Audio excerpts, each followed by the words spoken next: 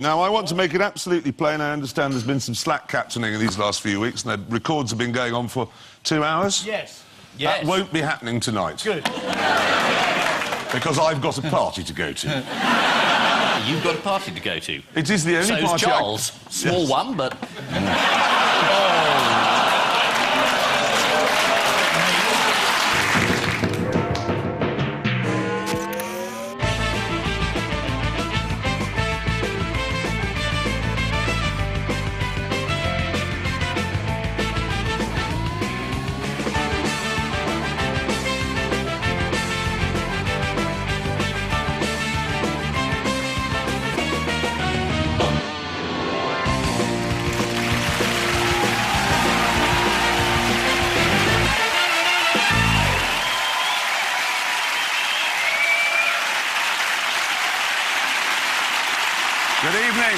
Good evening and welcome to Have I Got News For You? I'm Jeremy Clarkson.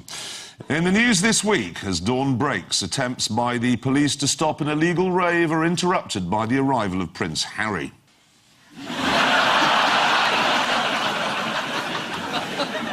Following the success of Honda's low-pollution hydrogen-oxygen fusion engine, Lada proudly unveiled the technology behind their new eco-friendly car.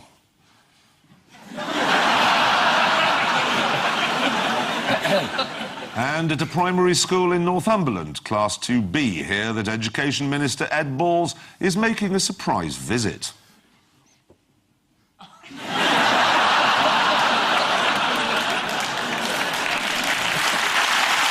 On Ian Hislop's team tonight, one of the country's top stand-up comedians, who says he finds it frustrating that he can't think of witty riposts until up to 18 months after the event.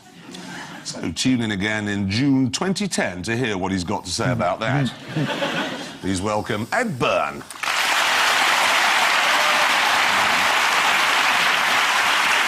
And with Paul Merton tonight is a man who, after confessing to a drink problem, reported that 4 party officials cornered him in his private office, although later it transpired there were only 2 of them. Please welcome Charles Kennedy MP. OK, in round 1, we cover the bigger stories of the week. So, Paul and Charles. Ah, yes, this is the shoe journalist, the guy that threw the shoes at President Bush. And there he is, still not getting it. He never will now, will he?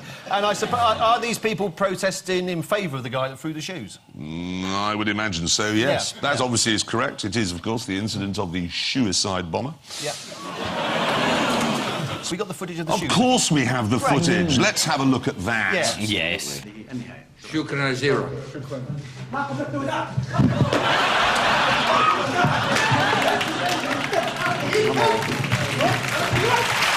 Hang on.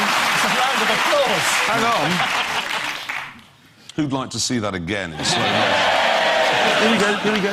Look at that! Oh, that parted his hair. He's ready for the next one. He must have 2. He's got fantastically good reactions, Bush. Yeah. And if he'd seen the recession coming at that sort of speed... Do you know what the shoe thrower said as he hurled his footwear? He said, this is from the widows and orphans of Iraq, which kind of made it sound like they'd had a whip round and bought him some shoes. He said it's a farewell kiss, you dog. He did. George Bush probably thought this was, you know, a gesture of celebration or something that had to be explained to him. And then he had that great one line, didn't he? Ha, it was a size 10. We actually have the footage of him saying just that, in fact. Oh, do you? So what if the guy threw a shoe at me? It's like going to a political rally and having people yell at you. It's like driving down the street and have people not gesturing with all 5 fingers.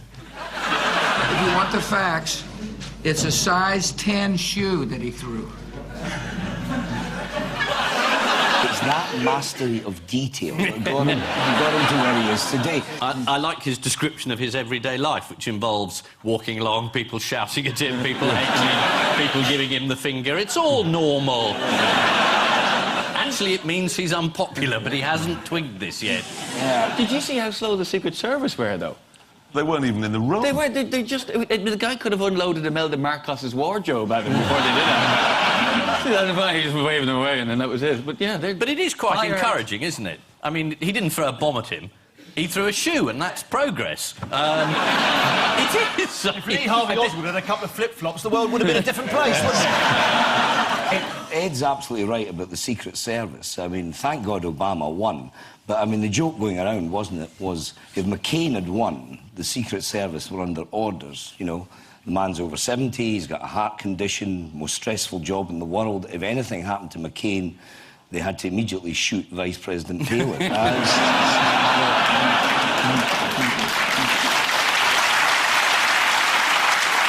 According to his brother, after the journalist was taken into custody, he suffered a broken hand, broken ribs and an eye injury. He slipped, in English. Well, who's training their police? Shoes on, he's probably slipped on the floor, hasn't he? Yes. It's a perfectly reasonable explanation. So, anyone see the headline for what, let's be honest, was a serious diplomatic incident in The Sun? See how they're coming out? Bush chucker trial. But my favourite thing to come out of all this is how do you suppose it was covered on the radio? Well, actually, Iranian radio. Oh, right. Ready? Iranian radio. A bit like that. Because what the radio announcer in Iran said, please listen again, this is the sound of the shoe missing President Bush. You were Lib Dem leader, as we know. Yes. And you voiced... Oh, sorry. I keep forgetting Charles did it as well. Yeah, so, after you, yeah. You voiced strong opposition to the war, so you must be feeling a bit silly now it's all gone so well. Terrible. I mean, I don't want to spoil a programme like this by the seriousness of this issue, but OK, no, don't terrible. bother then. Yeah. Because let's be honest, you also championed rights for old people and then Ming Campbell nicked your job, which is... One of you going to start undoing his shoelaces any second. Yeah, exactly. This is for the widows of the polar bears. Yes.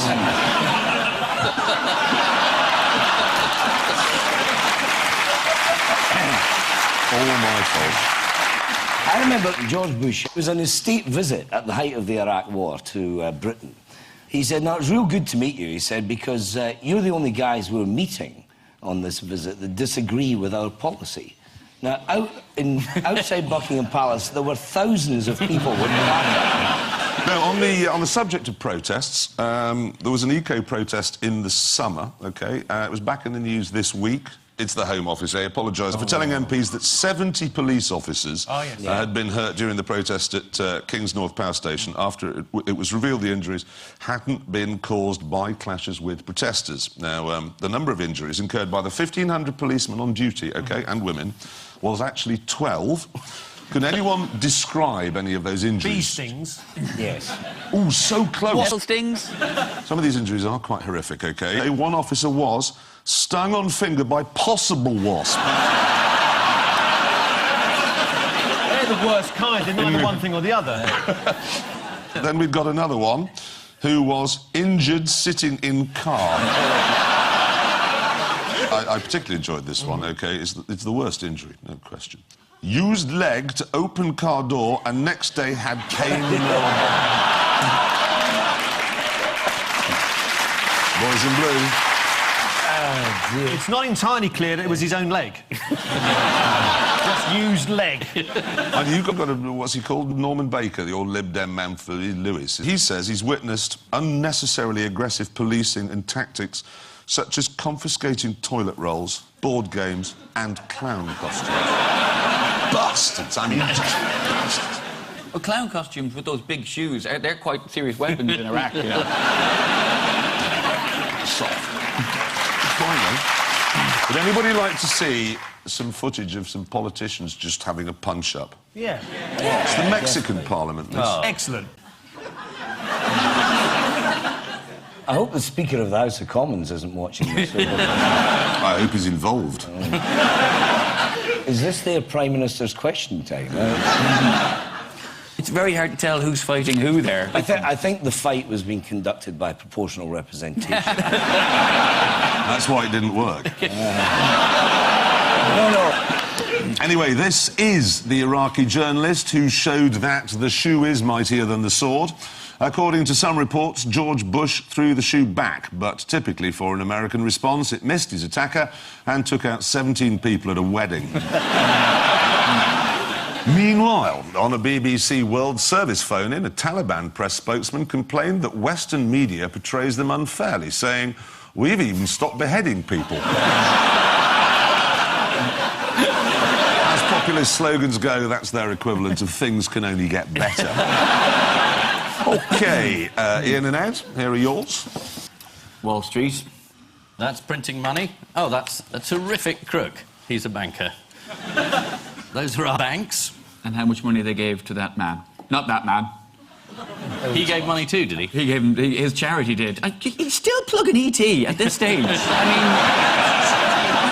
mean, if we're going to watch it, we've watched it by now. I mean, this is not fair. They got the man throwing a shoe at the most stupid president ever, and we've got a pyramid scheme. Look, this is it's the biggest pyramid scheme in history. Yeah. It's the theft of $50 billion.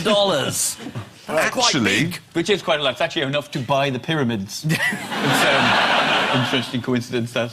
It's actually the news that everyone in the world of finance is either an idiot or a liar. Bernard Madoff is the latest swivel-eyed, two-faced, lying bastard to emerge in the current crisis. Well, he is. Part of your ire is the fact that you've lost quite a lot of money. Yeah. Yes. Not to him. Not in this scheme. That would be stupid. You lost it in a completely different scheme. No, I tell you what it is you work very, very hard and you give your money to a bank who then give it to AIG, who then give it to Manchester United, who give it to Ronaldo and then say, I can't have it back. Just remind me, though, Ian, privatised banks with... Royal Bank of Scotland? Yes, there you go. Which means I now own doesn't make me an idiot. Well, it does, really. And it means I own private eye, which is great. You can have our debts. Yeah. Well, I've got them. No, this is an amazing scam. Sorry, I'm just trying to answer the question. Yes, absolutely. I know you've got a party to get home to. You'd think people would have seen him coming. A name like Madoff. With your money. And he was an incredibly respected Wall Street banker. Everyone thought he was a genius, financial acumen coming out of every pore, and in fact, he was just a crook. His scheme was, give me your money and I'll give you a fantastic return. And all the other funds, you know, run by these other bankers thought, I wonder how he's doing it. And everyone going, don't ask, old boy. just put it in there. If you'd gone into the RBS, for instance, say 2 weeks ago and said, can I have £10,000? Why? I want to give it to a man. But no, how Madoff described what he was doing subsequently after it all came to light. He said it was all one big lie. I think he's being a bit hard on himself. I reckon there was a bunch of little lies as well. There may have been one big lie, but I'd say there was several other medium-sized and possibly quite a few small ones as well, just to get the big one going. David Cameron says all bankers should be locked up. Do you agree with that? Yes. People laughed when I said yes. Yes, not as loudly as I was hoping. Ask me again. OK, ready? David Cameron says bankers should all be locked up. Yes! That's the ticket. Yeah. I can have my face in the bouillabaisse by 9:30 at this rate. That stays a soup, isn't it? You never know these days, household staff. OK. So do you think all bankers should be locked up, Charles? Go on, say yeah. Just say yes. On the one hand and on the other, there should be handcuffs. Yeah. Well, we don't It's a bit stupid for David Cameron to suggest this. I mean, he hasn't got anywhere to put them, for a start, and probably most of them were voting Tory in the first place, weren't they, Jeremy? I don't know, I can't understand Scottish when it's like that. Most of them were what? Voting... Tory. Tory. No, don't understand. Don't worry, Jeremy. Most people watching this in Scotland can't understand voting Tory either.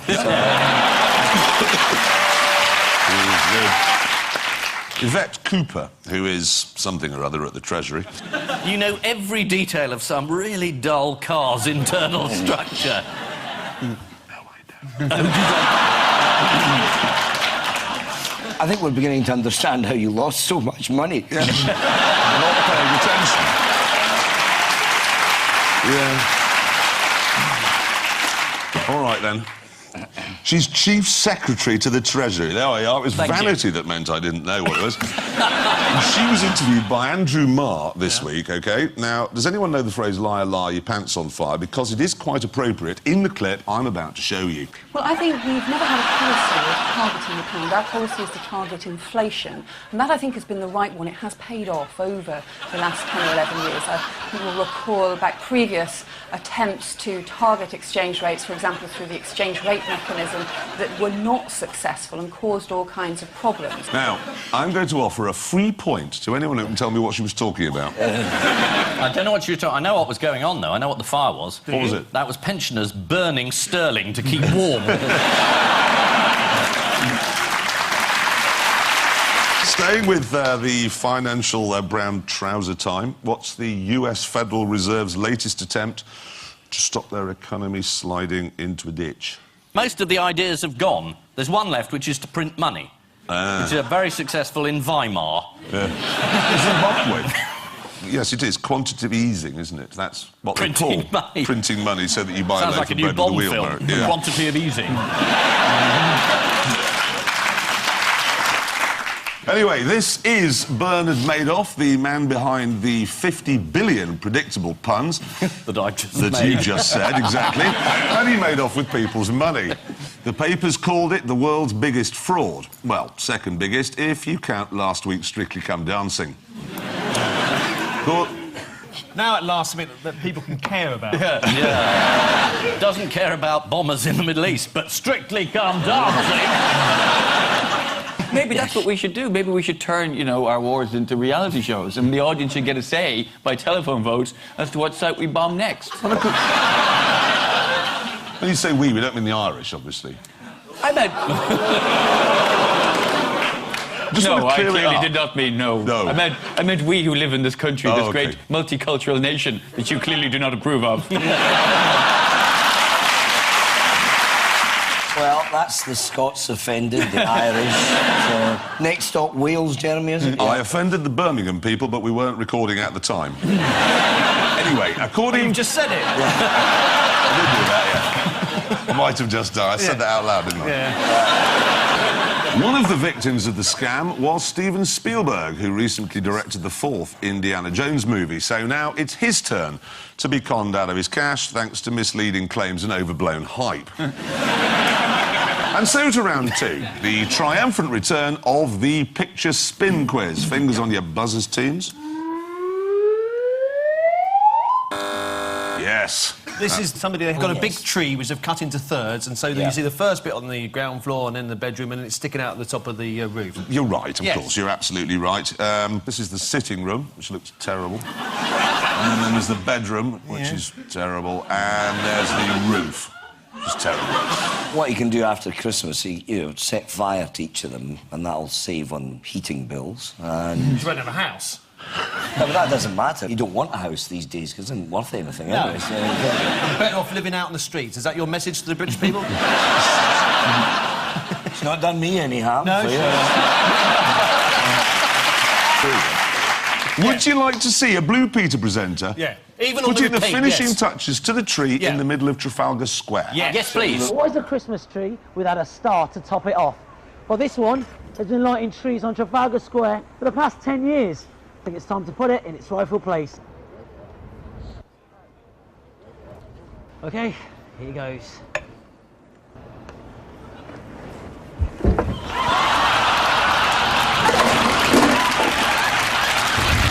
I've just dropped the star. Surely, if they've been using the same star for the last 10 years, it was about time they replaced it anyway. I've been thinking that way about Top Gear, actually. Yeah, great. I'd love it. Anyway, listen, OK, you know this man in Bournemouth who put the tree in his house? Yeah. How do you think he's called Greg Howe, how do you think he got his baubles onto the top of it? Did he put them on the tree first and then sort of put the tree on top of the We've roof. actually got some footage here which explains everything. Greg, we've got artificial snow all over the place. It's like winter wonderland in here. And you actually had to get the fire brigade in to do the top bit, did you? Luckily, the fire brigade came and put the baubles on and the star. Is that a new service? Fire, ambulance, or putting the baubles on? Come quickly, there's no baubles on it! Calm down, madam, we'll be right round. Well, while we're on the subject of wasting the fire brigade's time, what sort of things have 999 callers on Teesside been worrying about recently? Somebody phoning 999 because he couldn't get his pound out of the shopping trolley when he went to return it.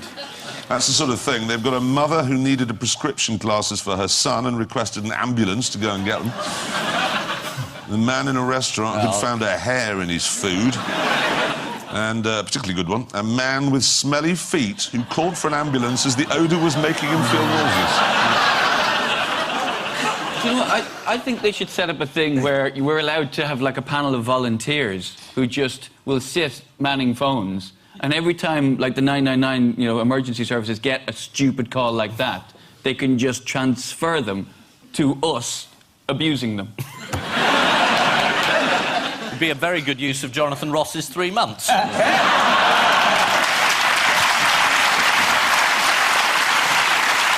Also this week, Lib Dem MP Lynn Featherstone has been criticised for dialing 999 when she heard strange noises coming from her boiler. Brian Coleman, chairman of London's Fire Authority, called her a dizzy airhead and asked the question, would a man have called the fire brigade? No, I'd have tried to fix it with a hammer and blow myself up.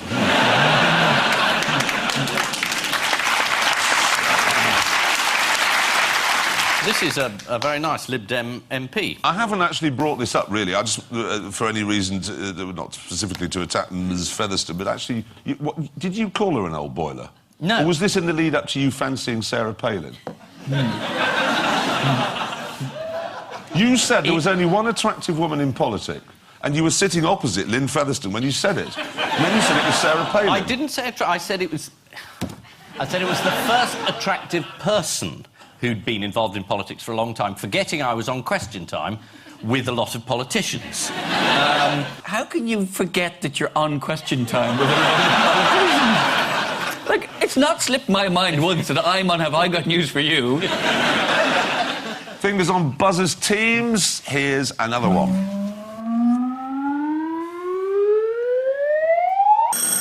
That is a wig on eBay.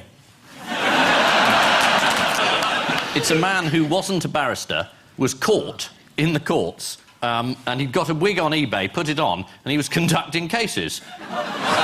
He was entirely untrained, and they said of him afterwards, I mean, he was incredibly arrogant. And I thought, yeah, he must have been really convincing. And he's finally been thrown out. That's right, he's a phony barrister, Ian Clegg, hoodwinked judges, magistrates and a string of clients for 6 months. Apparently court staff became suspicious when he seemed unfamiliar with court proceedings, is what it says. Can anyone here think of someone else called Clegg who's doing a job he's not qualified for? Sure, there is one.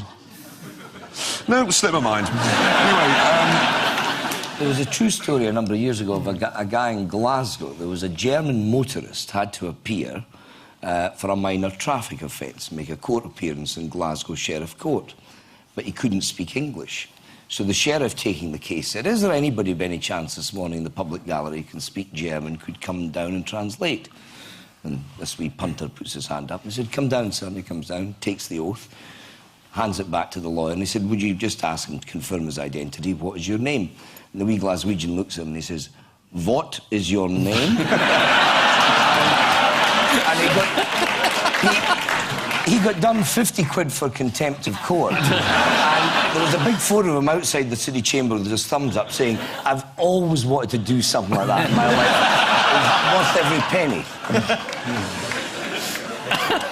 who else recently revealed they weren't entirely qualified for the job?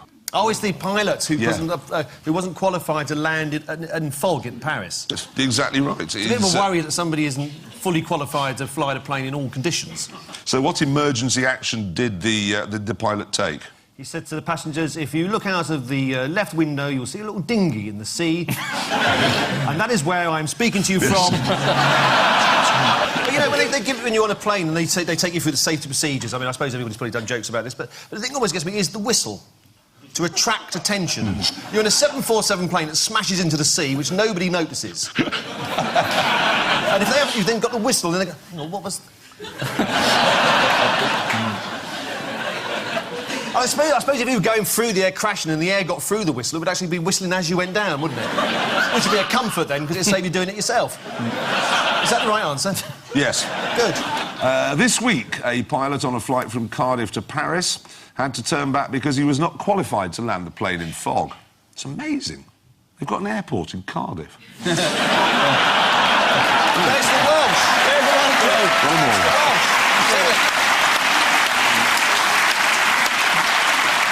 Did you hear about the Englishman who had an inferiority complex? He thought he was the same as everybody else.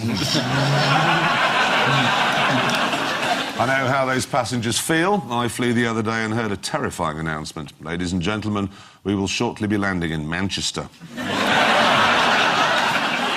one. Is this how you do it, Jeremy? You just get an atlas and just put the pin in at the end of a sentence. I hate... Oh, look. Milton Keynes. Do you think I wrote that?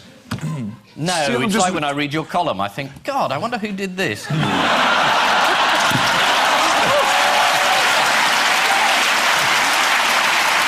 Beast.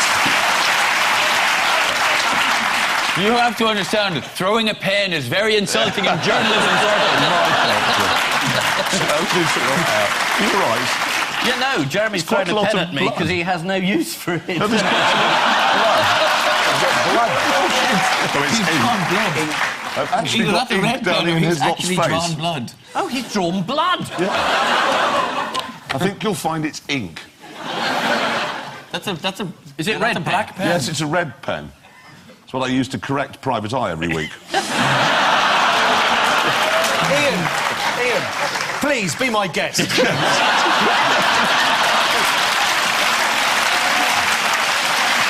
Now, look. Is it? I have actually stabbed Ian. You Hislop have actually on stabbed television. me live on air. I was Which is great, provoked. because You I've been heard him hoping to get provoke under me. your skin and you got under mine. Would anybody like to go and get a bandage No, for him? no, I'm fine. Because I think it'd be quite funny to end the entire rest of this... No, God, we're not going to cover this up. Do police forensics want to come in and take a photograph? No, I'm waiting Ian, for I'm security very guards sorry. to take him away. No, goodness. With these, do you think it was an accident? I told you I've got a party to get to. If I murder one of the captains, No, we it's can be fine. out. Yeah. I accept your apology. We're friends. No, I apologise for throwing a pen at you. It was intended to hit you... Well, I've never hit anything I've ever thrown at anybody before. I did once take a penalty in a game of football, the only game of football I ever played in, and the nearest that the ball got to the goal mouth was when it was on the spot. And the moment I kicked it, it was moving away. It was quite something. Anyway, fingers on buzzers.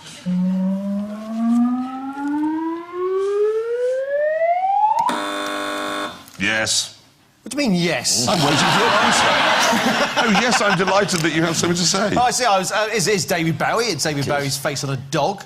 Is it putting rock stars under dogs' faces? Brian Ferry on a chihuahua. Have you got enough blood left in you to think what the answer might be? I was just thinking about getting a tetanus jab, actually. I tell you what this is. This is the list published by a dog charity, which won't be a dog charity, it'll just be some silly woman in an attic. This week, of the most inappropriate reasons given by owners for getting rid of their pets. Oh, yeah. Now, does anybody know why we put David Bowie's face on that dog? Because a woman got rid of a dog because she said it reminded her of David Bowie. That's exactly right. She said the dog is evil and has different coloured eyes, just like David Bowie. Yeah. There are other reasons as well people have been getting rid of their dogs. One dog was given back for unwrapping its owner's present on Christmas Eve. To be fair, it was a guinea pig. And this is just preposterous, frankly. My dog doesn't match the sofa. Meanwhile, what other festive debate has been set in the Telegraph's letters page ablaze this week? Oh, the panto on stamps. Yes. Well, this is a really fake row, isn't it? It's saying, well, why can't we have religious scenes on stamps? And originally you couldn't because people didn't want a stamp on top of the Christ's head. It was considered irreverent. So they changed it to more secular things, and now people say, oh, secular things, why can't we have more religious things? So you put them back, there's a stamp on his head, so... So take your pick, really. It's something to write to the Telegraph about. It is. If you're short of things to do this Christmas. I won't be. I'll be in hospital with tetanus. Yeah. Anyway, with Christmas coming, one letter to the Telegraph complained, I doubt I'm the only one who feels ashamed about sticking a picture of two men in drag on my Christmas card envelopes. Yours, Mary Maxwell Snape, brackets, Mr. Which means at the end of this round it is Paul and Charles on 4 and Ian and Ed on 4 as well. Very good. Really good. Am I the first person to have actually physically wounded somebody on the show? Yeah, but I thought it was very funny. The reason I wear glasses is because I had a pencil poked in my eye when I was 5 years of age. Really? So that was quite a harrowing moment for me as that pen sailed in front of my face. Time now for the odd one out round. Just one between you this week. Your 4 are a sofa, the shadow cabinet, German soldiers and a potato from the Lebanon. DFS, the Advertising Standards Authority, said their sofas were... they'd faked them, hadn't they? Yes. They were too big. Is the potato also, the Lebanese potato, was that too big? Has that been artificially inflated? You're on the right track with size, but not... Are German soldiers getting too fat? No, we're sorry. Those ones appear to be. No, we're leaving on the right lines. So is it that the cabinet have also been told, the shadow cabinet have been told to slim down because they look too fat on camera? Look, I'm going to have to tell you, OK? They're all too big, apart from the potato from the Lebanon, which is enormous for a potato, but a perfectly acceptable size for a sweet potato, which is what it is. This particular potato, unearthed last week by a farmer, was briefly acclaimed as the world's heaviest potato. Oh. But then it turned out not to be a potato or the world's heaviest. We need one of those faces that Ian does when he looks disgusted, so I'm going to get one of those now. No, my face doesn't move now. It's got a spasm. It will in a minute. It's frozen with botulism from your biro. What potato-related incident led to a member of the...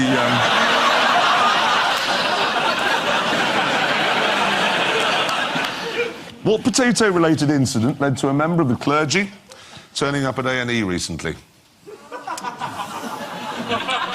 He's already pulling the face and he doesn't know the answer yet. Some member of the congregation throw a spud at the vicar or something? No. He was admitted to Sheffield Northern General Hospital with a potato stuck up his bottom. There's the face we've been looking for.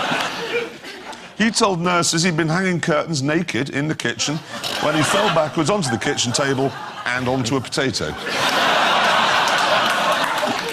A nurse in Sheffield told the Observer, "We do see some unusual accidents, but we deal with them in a discreet way." Discreet? You told us everything but the vicar's name. Poor old Reverend Tinkerton. A recent German parliamentary report concluded that 40% of all German personnel were overweight. Can anyone hazard a guess at what might be to blame for this overweightedness among the German army? Too much food? No flies on you, Charles. Yeah. DFS advert was banned for being misleading after the retailer used special effects, as you said, to enhance the size of its sofas on screen. According to the Mail, the Advertising Standards Authority asked DFS to supply photographs of the sofas together with dimensions to prove their size. However, the company said it was not possible as they'd all been sold. David Cameron has expressed the view that the shadow cabinet is too well-fed and prosperous to connect with the nation's cash-strapped voters. So who do you think Cameron was referring to here? Eric Pickles in the back row is the most rotund. Charles, there he is. His face is too small for his head, isn't it? But it always looks as if somebody's tattooed their face on the back of somebody else's head. What about Strathclyde? We've got a picture of him here. Yeah, Tom. He's also known as Thomas Galloway Dunlop de Roy de Bleaky Galbraith, 2nd Baron Strathclyde. Which is probably why he calls himself Tom. Yeah. He entered the Lords as a hereditary peer at 26 stone.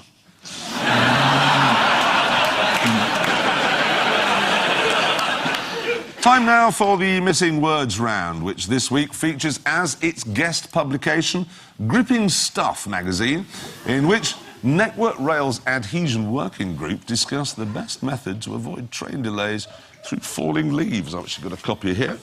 Substantial mag, all be condensed into 3 words: use a car. This is all about how I'm you quite stop interested, it. actually. No, don't give him that. That's where you're getting the questions for this from. Oh, that's sorry. good. Oh, shoot. There is. But you can have it after. It's what's called a peace offering. I've just realised you're only the 2nd person I've wounded in my entire life. And I've just remembered who the first one is. Mr. Piers Morgan. Exactly. That's so unfair. And we start with sexy whales easily identified by what? Humpback. Sperm. What? Overactive spout. Is it by desire to wear fishnets? No. It is actually big teeth, which explains the barnacles on Esther Ranson's arse. How do you know? Next, what? It's grim. Really grim. The North. Interestingly, it's the rural south. Oh. Yeah.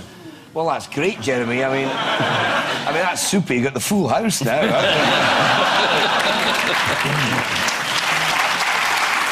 So, the final scores are... Ian and Ed, you're on 4. Paul and Charles, you've won it with 5.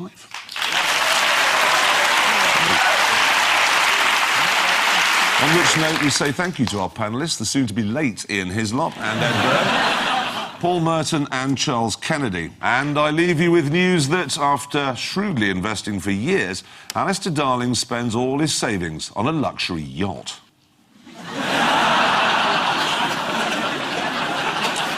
In Lapland, as the build-up to Christmas intensifies, the stress is beginning to tell for Santa's little helpers. And on his first day on the beat, a rookie policeman makes a wrong turn into Middlesbrough's roughest housing estate. Good night.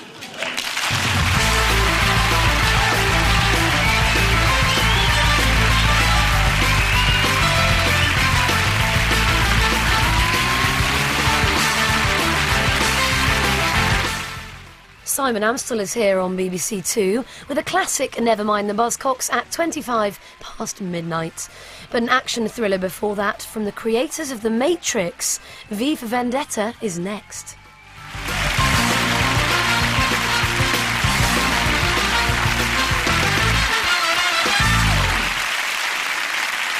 And that's who the Stig is. And it's brilliant, because not even Camilla knows.